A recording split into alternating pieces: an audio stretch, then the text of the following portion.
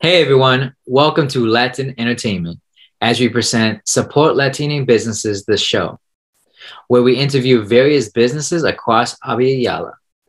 Also, if you haven't, please join the Facebook group Support Latine Businesses on facebook.com/groups/Support Latine Businesses, where you can network with a wide range of people in the pursuit of cooperative economics. Now let's get into today's episode where we're interviewing Elena from Brooklyn Warmi. Tune in and find out. Hi, my name is Elena, and I'm the creator of Brooklyn Warmi. My business seeks to create representation for a lot of the Andean community and the diaspora. Yeah, that's really about it. Love it, love it, love it. And so, like, what are some of the products that you are selling within this business? I started with T-shirts that not everybody realizes that because I have so much jewelry now. But I started off making T-shirts, and then I got into jewelry. Then I got into mugs and like small pouches. I'm about to drop some keychains and notebooks. so wide variety. So I noticed that a lot of your products are very, like as you shared, Andean inspired. What events have led you to be very intentional with this type of design? So I am an Andean adoptee. I was adopted from Peru, modern day Peru in 1990. And I disconnect with the culture that I didn't grow up with, basically.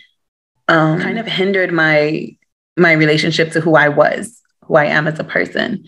And in 2005, I went back to Peru and I met my biological family.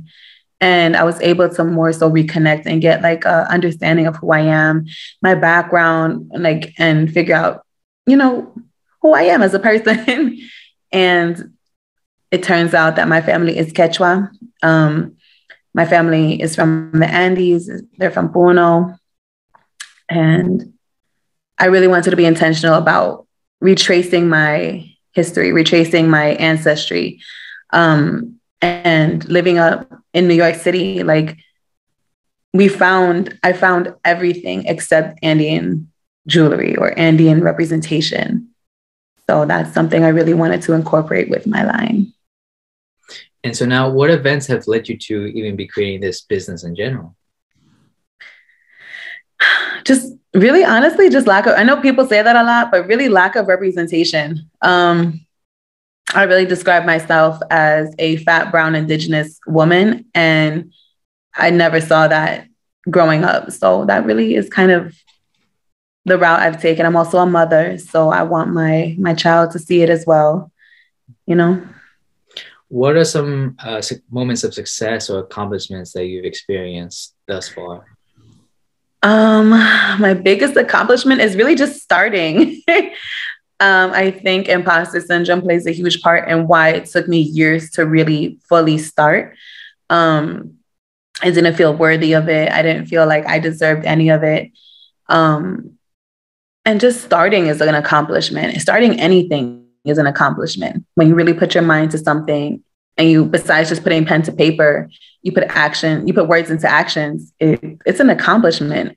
And I feel success every single time that I talk to somebody and they're just like, yo, I hear you. I feel you. Like, I see you, because it goes both ways. Like, I see y'all too.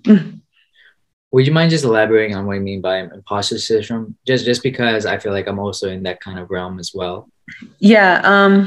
So imposter syndrome is kind of like, I know how it feels. I'm really bad at describing things, but it's kind of like, I don't feel like I deserve it because I didn't grow up with the culture around me, which then feels like, why should I start it? Why am I here? I shouldn't do this anymore.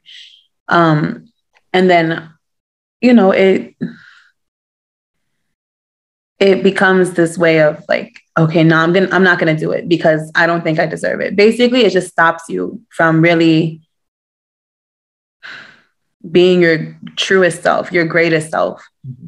And you don't feel worthy of the things that you accomplish. Though you've worked hard, it doesn't feel like you are the one that deserves it all. Well, then the next question is, what are some moments where you had to endure some growth and moments of learning thus far? This whole experience is learning. I think because I'm starting to connect with a lot of writers and photographers who know so much about our history, and scholars and teachers. And it's just like everybody knows so much. And then somebody says something different than another person. And it's like, it's not like I have to believe either of their versions, but it's kind of like they're both saying the same thing, just different ways. Right. So it's like the beauty of learning through other people has been a lot of growth. There's stories that I never heard about before. And it's a lot. It's a lot to take in. Sometimes it's overwhelming, but other than that, it's like I appreciate the beauty in all of it. And so now, what are your thoughts on cooperative economics? So part of my brand is also to give back.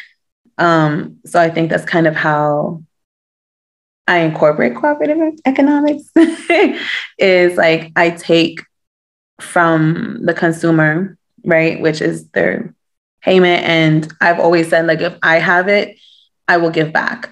That's always been something that I've been taught. So I donate back into different communities within Abya Yala. So yeah, we mind sharing like those names and Instagrams. Oh yeah, so we've had Warmi, which is a dope organization that helps young women in the Amazon have an education, get their medical stuff.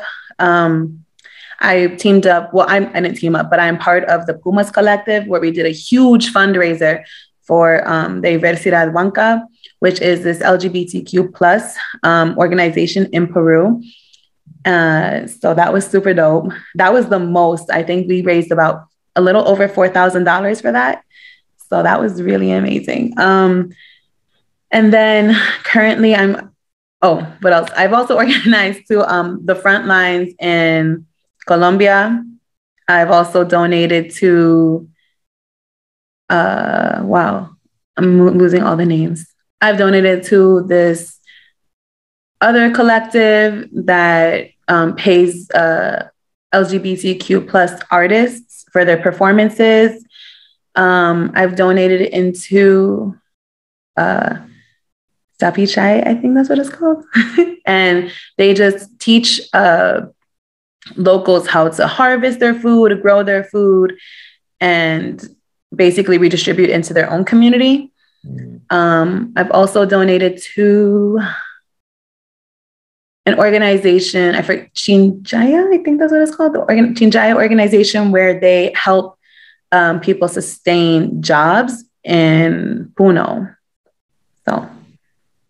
So yeah, make sure you all follow these organizations. Yeah, I can't remember all of them at the moment or like the full names, but they're on my page. So if you want to check them out. How do you like time and task manage your, how do you manage your time and like schedule your appointments and all this and that? How do you go about that? I wing it.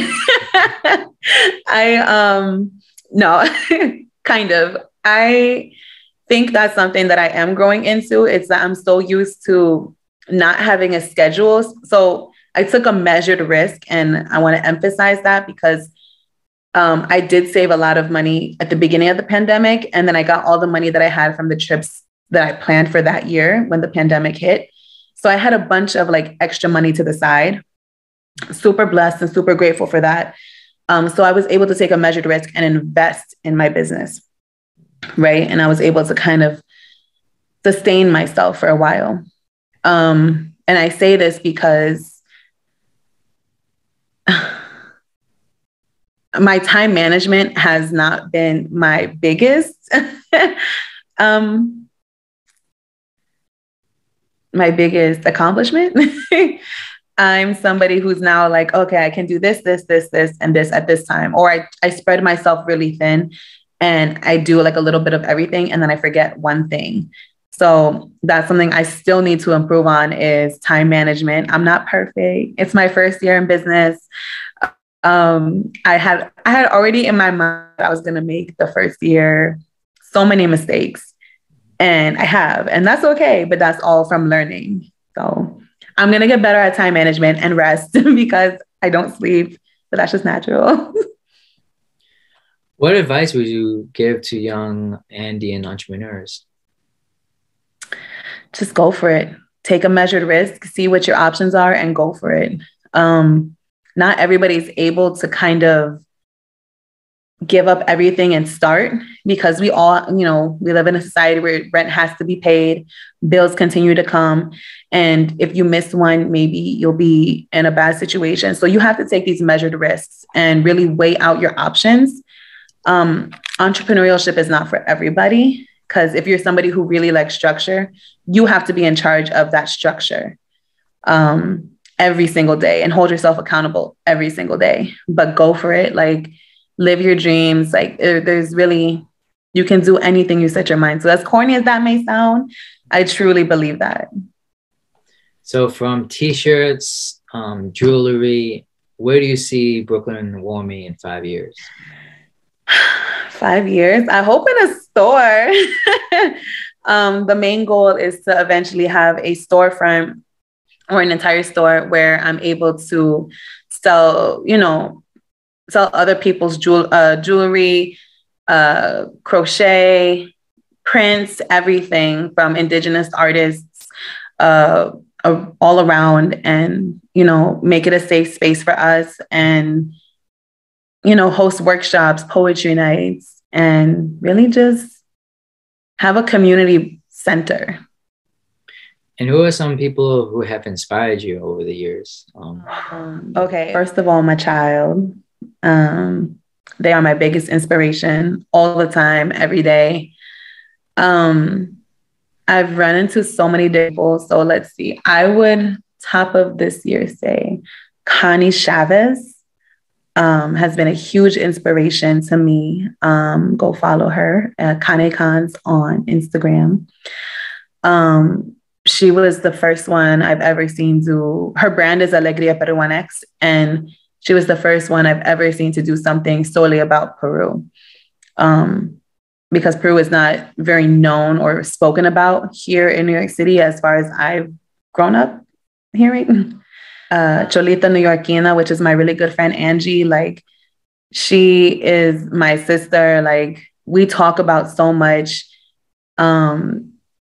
We talk a lot in depth about like colorism within the indigenous community and the Andean community. And, I think there's indigenous pride, which is Anthony Viracocha. Like, he is so wise.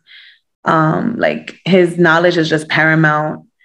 And it's just, he deserves his flowers, I would definitely also say Arnold, which is Nuamauta, who is like the genius of like the next generation. Although I think we're kind of in the same generation, but he's a genius, super smart, and like the sweetest person ever.